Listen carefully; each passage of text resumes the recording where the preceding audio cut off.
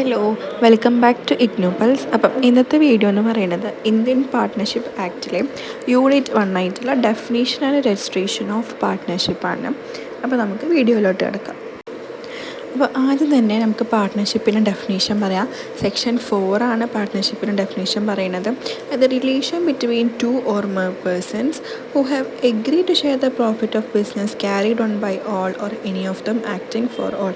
അതായത് രണ്ടോ അതിലധികമുള്ള ആൾക്കാർ ഒരു ബിസിനസ്സിൽ പ്രോഫിറ്റ് ഷെയർ ചെയ്യാൻ തീരുമാനിക്കുന്നു. അത് ആ ബിസിനസ് ക്യാരി ചെയ്യുന്നത് ചിലപ്പം ഒന്നോ അല്ലെങ്കിൽ മീൻസ് ഒരാളോ അല്ലെങ്കിൽ കൂടുതൽ പേരോ ആയിരിക്കാം.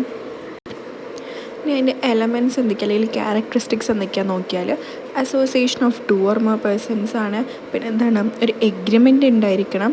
പിന്നെ എഗ്രിമെൻറ്റ് എന്തിന് ബേസ് ചെയ്തിട്ടായിരിക്കും? ബിസിനസ് നടത്തുക എന്നുള്ള ബേസിസിലായിരിക്കും.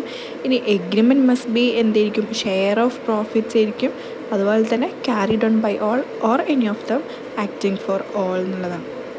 അതായത് മേ ബി ഒരാൾ മാത്രമായിരിക്കും ബിസിനസ് നോക്കുന്നുണ്ടാവുക, അല്ലെങ്കിൽ എല്ലാ പാർട്ട്നേഴ്സും നോക്കുന്നുണ്ടാവും.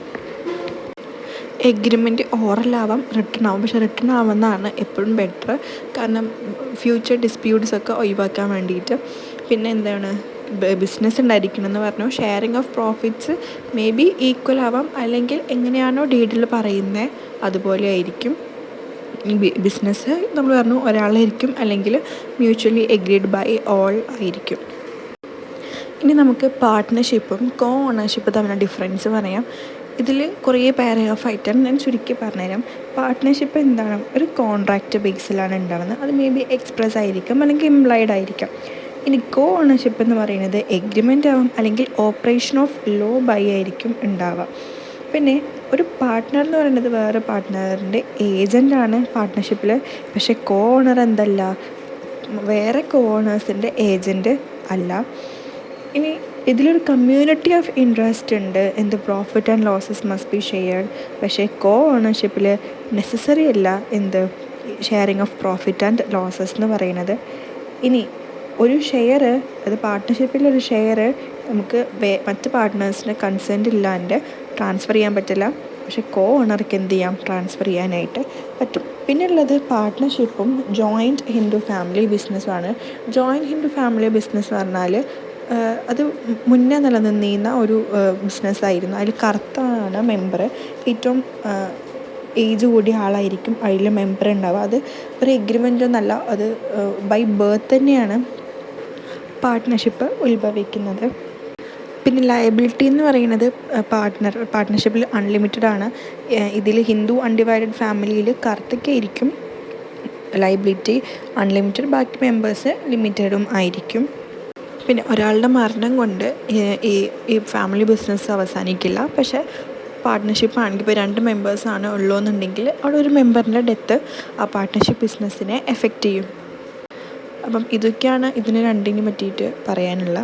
ഇനി അടുത്തത് നമ്മൾ പറഞ്ഞു പാർട്ട്ണർഷിപ്പ് എന്ന് പറഞ്ഞാൽ റിസൾട്ട് ഓഫ് ആൻ എഗ്രിമെൻ്റ് ആണ്. അത് റിട്ടൺ ആവാം, ഓറൽ ആവാം എന്ന് പറഞ്ഞു. പക്ഷെ റിട്ടൺ ആണ് ഫ്യൂച്ചർ ഡിസ്പ്യൂട്ട്സ് ഒഴിവാക്കാനായിട്ട് നല്ലതെന്നും പറഞ്ഞു.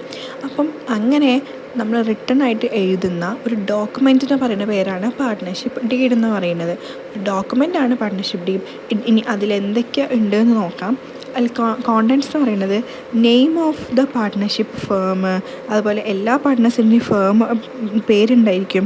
പിന്നെ എന്താണ് nature and place of the business, പിന്നെ എന്നാണ് പാർട്ട്ണർഷിപ്പ് തുടങ്ങിയത്, എത്ര ഡ്യൂറേഷൻ ഉണ്ട് അതിന്, അതുപോലെ ഈച്ച് പാർട്ട്ണർ കോൺട്രിബ്യൂട്ട് ചെയ്ത ക്യാപിറ്റൽ, അവരുടെ പ്രോഫിറ്റ് ഷെയറിങ് റേഷ്യോ, അതുപോലെ admission and retirement of A partner, പിന്നെ റേറ്റ് ഓഫ് ഇൻട്രസ്റ്റ്, അങ്ങനെ ഒരുപാടുണ്ട്. ഇതിൽ കോണ്ടൻറ്റ്സ് ഓരോ ബിസിനസ്സിനെയും ബേസ് ചെയ്തിരിക്കും. അത് കൂടും കുറയും ഒക്കെ ചെയ്യും. അപ്പം നമ്മുടെ ടെക്സ്റ്റിൽ 17 എണ്ണം തന്നിട്ടുണ്ട്, അത് ജസ്റ്റ് വായിച്ച് നോക്കുക. ഇനി അടുത്തൊരു രജിസ്ട്രേഷനെ പറ്റിയിട്ടാണ് പറയുന്നത്. അപ്പോൾ രജിസ്ട്രേഷൻ എന്ന് പറഞ്ഞു കഴിഞ്ഞാൽ നമ്മുടെ പാർട്ട്ണർഷിപ്പ് ബിസിനസ് രജിസ്ട്രാർ ഓഫ് ഫേംസിൽ, നമ്മുടെ ഏരിയ ഏത് പ്ലേസിലാണോ നമ്മൾ ബിസിനസ്സുള്ള ആ ഏരിയയിൽ രജിസ്ട്രാറിൽ രജിസ്റ്റർ ചെയ്യുന്നതിനാണ് രജിസ്ട്രേഷൻ എന്ന് പറയുക. ഇനി പ്രൊസീജിയർ എന്തൊക്കെയാണെന്ന് വെച്ച് കഴിഞ്ഞാൽ ഒരു സ്റ്റേറ്റ്മെൻറ്റ് ഫയൽ ചെയ്യണം. ആ സ്റ്റേറ്റ്മെൻറ്റ് എല്ലാ പാർട്ട്നേഴ്സും സൈൻ ചെയ്തിരിക്കണം. അതിൽ നമ്മുടെ ഫേമിൻ്റെ പേര്, പ്ലേസ് ഓഫ് ബിസിനസ്, പിന്നെ വേറെ എവിടെയെങ്കിലും ബിസിനസ് ഉണ്ടെങ്കിൽ അത്, പിന്നെ ഡേറ്റ്, പിന്നെ name in full and permanent address, പിന്നെ ഡ്യൂറേഷൻ ഓഫ് ദ ഫേം, ഇത്രയും എഴുതിയിട്ട് രജിസ്ട്രാർക്ക് ഒരു സ്റ്റേറ്റ്മെൻറ്റ് നമ്മൾ സബ്മിറ്റ് ചെയ്യണം. പിന്നെ ഫേമിനെ നെയിം ചെയ്യുമ്പം ഈ പറഞ്ഞതൊന്നും കണ്ടെയ്ൻ ആവരുത് എന്ന് പറയുന്നത് എന്തൊക്കെയാണ്? ക്രൗൺ എന്നുള്ള word, emperor, empress, empire, imperial, king, queen, ഇതൊന്നും ഇതാവാൻ പാടില്ല. അതുപോലെ തന്നെ നമുക്ക് ഗവൺമെൻറ് അപ്രൂവ് ചെയ്താലാണ് നമുക്ക് ഫേം നെയിം അലോട്ട് ചെയ്യാനായിട്ട് പറ്റുള്ളൂ. ഇനി എഫക്ട്സ് ഓഫ് നോൺ രജിസ്ട്രേഷൻ, നമ്മൾ പറഞ്ഞു രജിസ്ട്രേഷൻ മാൻഡേറ്ററി അല്ല, ഇത് ഓറൽ അല്ലെങ്കിൽ റിട്ടേൺ ആവാം എന്ന് പറഞ്ഞു. റിട്ടേൺ അല്ലാത്ത കേസിൽ എന്താണ് സംഭവിക്കുക നോക്കാം. No suit in a civil court by firm or other co partners against third party. ഇപ്പം തേർഡ് പാർട്ടി വഴി നമ്മൾക്ക് എന്തെങ്കിലും എഫക്റ്റ് ചെയ്ത് കഴിഞ്ഞാൽ തേർഡ് പാർട്ടിക്ക് എതിരെ നമ്മുടെ ഒരു കേസ് ഫയൽ ചെയ്യാനായിട്ട് നമുക്ക് സാധിക്കില്ല. അതുപോലെ തന്നെ തേർഡ് പാർട്ടി നമുക്കെതിരെ ഒരു കേസ് ഫയൽ ചെയ്ത് കഴിഞ്ഞാൽ അത് 100 രൂപേനെക്കാട്ടിലും വാല്യൂ ഉള്ളതാണെങ്കിൽ അവിടെ നമുക്കൊരു സെറ്റ് ഓഫിന് വേണ്ടിയിട്ട് ക്ലെയിം ചെയ്യാനായിട്ട് പാടില്ല. അതുപോലെ തന്നെ ഇപ്പോൾ പാർട്ട്നേഴ്സിൻ്റെ ഇടയിൽ ഒരു തർക്കമുണ്ടായി, അവിടെ ഒരു പാർട്ട്ണർക്ക് എതിരെ കേസ് ഫയൽ ചെയ്യാനായിട്ടും സാധിക്കില്ല. ഇനി തേർഡ് പാർട്ടിക്ക് എന്ത് ചെയ്യാം? നമുക്ക് കേസ് ഫയൽ ചെയ്യാനായിട്ട് പറ്റും. ഇനി ഇതിന് ഒരു എക്സംഷണൽ കേസാണ്, അതായത് നമ്മൾ രജിസ്റ്റർ ചെയ്തില്ല എങ്കിലും നമുക്ക് കിട്ടുന്ന എക്സംഷൻസ് എന്തൊക്കെയാണെന്ന് നോക്കാം. ഒന്നാണ്, തേർഡ് പാർട്ടിക്ക് നമുക്കെതിരെ എന്ത് ചെയ്യാം? കേസ് ഫയൽ ചെയ്യാൻ പറ്റും. അതുപോലെ തന്നെ ഈ ഫേം ഡിസൊല്യൂഷൻ ചെയ്യുന്ന സമയത്ത് സെറ്റിൽമെൻറ്റിൻ്റെ പേരിൽ നമുക്ക് എന്ത് ചെയ്യാം? കേസ് കൊടുക്കാൻ പറ്റും. പിന്നെ ഒഫീഷ്യൽ അസൈനി അല്ലെങ്കിൽ റിസീവർ ഓഫ് കോർട്ട് നമ്മുടെ പ്രോപ്പർട്ടി, അത് ഇൻസോൾവൻറ്റ് പാർട്ട്ണറിൻ്റെ പ്രോപ്പർട്ടി റിലീസ് ചെയ്യാനായിട്ട് പറ്റും. അതുപോലെ തന്നെ 100 രൂപയ്ക്ക് താഴെയുള്ള സെറ്റിൽമെൻറ്റൊക്കെ നമുക്ക് പറ്റും.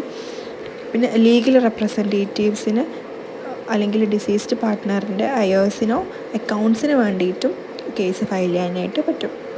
പിന്നെ നമുക്ക് ടൈപ്പ് ഓഫ് പാർട്ട്നേഴ്സ് നോക്കാം. ഒന്നാണ് ആക്റ്റീവ് ഓർ ഒസ്റ്റൻസിബിൾ പാർട്ട്ണർ എന്ന് പറഞ്ഞു കഴിഞ്ഞാൽ ആക്റ്റീവായിട്ട് ആ പാർട്ട്ണർഷിപ്പിൽ പാർട്ടിസിപ്പേറ്റ് ചെയ്യുന്ന ആളെയാണ് ആക്റ്റീവ് പാർട്ട്ണർ എന്ന് പറയുക. സ്ലീപ്പിംഗ് ഓർ ഡോർമൻറ്റ് പാർട്ട്ണർ എന്ന് പറഞ്ഞു കഴിഞ്ഞാൽ രജിസ്റ്റർ വഴി ആൾ പാർട്ട്ണറാണ്. ഇനി നോമിനൽ പാർട്ട്ണർ എന്ന് പറഞ്ഞാൽ ആളുടെ പേര് മാത്രം ബിസിനസ്സിലുണ്ട്, പക്ഷേ എന്തല്ല ശരിക്കും ഒരു പാർട്ട്ണറല്ല, പക്ഷേ ആളെന്താണ് തേർഡ് പാർട്ടിയിൽ ലയബിളാണ്. അതിപ്പം ആക്ട്രസ്സൊക്കെ അവരുടെ പേര് ഒരു ബ്രാൻഡിനും കൊടുക്കുന്ന പോലെയാണത്. പിന്നെ പാർട്ട്ണറിന് പ്രോഫിറ്റ്സ് ഓൺലിയാണ്, പ്രോഫിറ്റിൽ മാത്രം ഷെയറുള്ള ഒരാളാണ് പാർട്ട്ണറിൻ പ്രോഫിറ്റ്സ് ഓൺലി എന്ന് പറയുന്നത്. പിന്നെ സബ് പാർട്ട്ണർ എന്ന് പറഞ്ഞാൽ ഒരു പാർട്ട്ണർ ആ ഷെയർ ഒരു തേർഡ് പേഴ്സൺക്കും കൊടുക്കും എന്ന് പറയുന്നതിനെയാണ്, അല്ലെങ്കിൽ ആ ഒരു തേർഡ് പാർട്ടിയാണ് സബ് പാർട്ട്ണർ. പിന്നെ പാർട്ട്ണർ ബൈ എസ്റ്റപ്പൽ എന്ന് പറഞ്ഞു കഴിഞ്ഞാൽ ശരിക്കും പാർട്ട്ണറല്ല, പക്ഷെ പുറമേ ഉള്ള ആളോട് ആ വ്യക്തി ഈ ബിസിനസ്സിലെ പാർട്ട്ണറാണ് എന്ന് വരുത്തി വയ്ക്കുക with the consent of other partners. അങ്ങനെയുള്ളതിനെയാണ് പാർട്ട്ണർ ബൈ ഹോൾഡിംഗ് ഔട്ട് എന്ന് പറയാം. ഇനി അടുത്തത് പൊസിഷൻ ഓഫ് മൈനർ ആസ് പാർട്ട്ണറാണ്. നമ്മൾ പറഞ്ഞു മൈനർക്ക് ഒരു കോൺട്രാക്റ്റിൽ ഏർപ്പെടാൻ പറ്റില്ല, അതേപോലെ തന്നെ ഒരു മൈനർക്ക് പാർട്ട്ണർഷിപ്പിൽ എൻട്രി ആവാനും പറ്റില്ല. പക്ഷേ പാർട്ട്ണർഷിപ്പിൻ്റെ ബെനഫിറ്റ്സ് ആൾക്ക് കിട്ടും. ആ രീതിയിൽ എന്ത് ചെയ്യാൻ പറ്റും? ഒരു മെമ്പർ ആവാനായിട്ട് പറ്റും. അങ്ങനെയാണെങ്കിൽ എന്തൊക്കെയാണ് റൈറ്റ്സും ലയബിലിറ്റീസും എന്നാണ് നോക്കാൻ പോകുന്നത്. ആൾക്ക് എന്ത് കിട്ടും? ആൾക്ക് എഗ്രിഡ് ആയിട്ടുള്ള ഷെയർ കിട്ടും. അതുപോലെ തന്നെ അക്കൗണ്ട്സ് നോക്കാനും ഇൻസ്പെക്റ്റ് ചെയ്യാനും കോപ്പി ചെയ്യാനും ഒക്കെ പറ്റും. അതുപോലെ തന്നെ ആ ഫേമിൽ നിന്ന് പോകുന്ന സമയത്ത് എന്ത് ചെയ്യാൻ പറ്റും? അക്കൗണ്ട്സിന് വേണ്ടിയിട്ടോ പേയ്മെൻറ്റ്സിന് വേണ്ടിയിട്ടോ പാർട്ട്നേഴ്സിനെ സ്യൂ ചെയ്യാൻ പറ്റും. അതുപോലെ ഇനിയിപ്പോൾ മെജോറിറ്റി ആയിക്കഴിഞ്ഞാൽ 6 മന്ത്സിൻ്റെ ഉള്ളിൽ പാർട്ട്ണർ ആവണോ പാർട്ട്ണർ ആവണ്ടേ എന്നുള്ളത് തീരുമാനിക്കാൻ പറ്റും. പാർട്ട്ണർ ആവുകയാണെങ്കിൽ എന്ത് ചെയ്യും? മൈനറിലുണ്ടായിരുന്ന പോലെ തന്നെ ഷെയർ ഉണ്ടാവും. ഇനി അല്ലാന്നുണ്ടെങ്കിൽ ആ ഫേമുമായിട്ടുള്ള കണക്ഷൻ ഒഴിവാകും. ഇനി ലയബിലിറ്റീസ് എന്തൊക്കെയാണെന്നാണ് നോക്കുന്നത്. മെജോറിറ്റി ആവുന്നതിന് മുന്നേ ആണെങ്കിൽ ആളുടെ ഷെയർ എക്സ്റ്റെൻഡ് വരെ മാത്രമാണ് ലയബിളുള്ളൂ. കാരണം പേഴ്സണൽ അസറ്റ്സ് ഒന്നും എന്തല്ല ഇൻവോൾവ് അല്ല. ഇനി മെജോറിറ്റി ആയിക്കഴിഞ്ഞാൽ എന്താണ്? പിന്നെ തേർഡ് പാർട്ടിയോട് ലയബിളാണ്.